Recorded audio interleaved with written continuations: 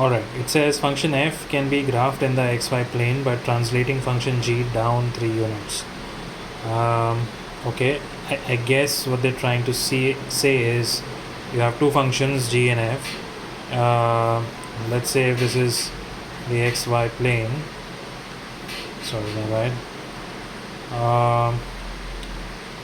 For example, if let's say this was 3, y is equal to 3 at this point, obviously this is 0.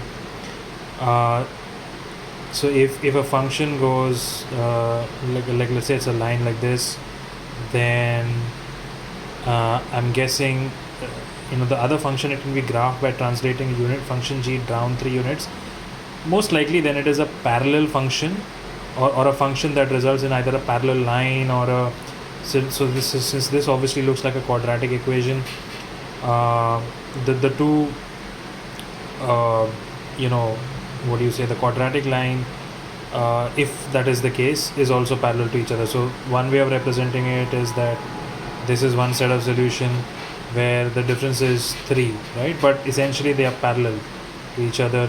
The other way of saying is, so this looks like a quadratic equation. So the other way of saying is, let's say if this was y is 3 and this is 1, the first equation, the other one is again parallel to it, but it's 3 units down all the way through. So this is 3, right? This is also 3, this is also 3. It's just a crude way of saying what this statement is trying to imply, right? So function g is defined as this. What's the value of f of 1, right? Now there's a complicated way given here which says please start by graphing the equation, so on and so forth.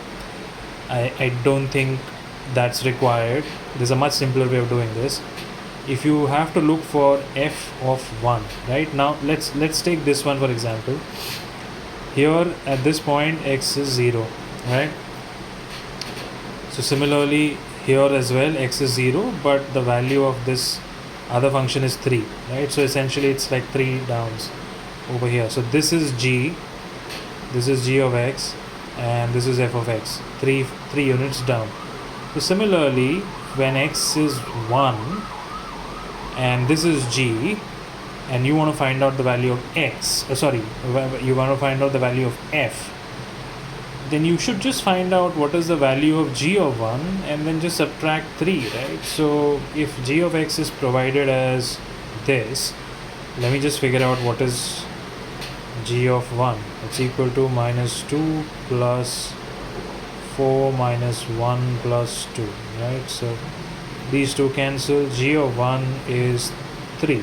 Sorry, this doesn't really mean anything, I just wrote it like that. And so then when you have to find out the f of 1 value, just subtract 3 and you should get 0.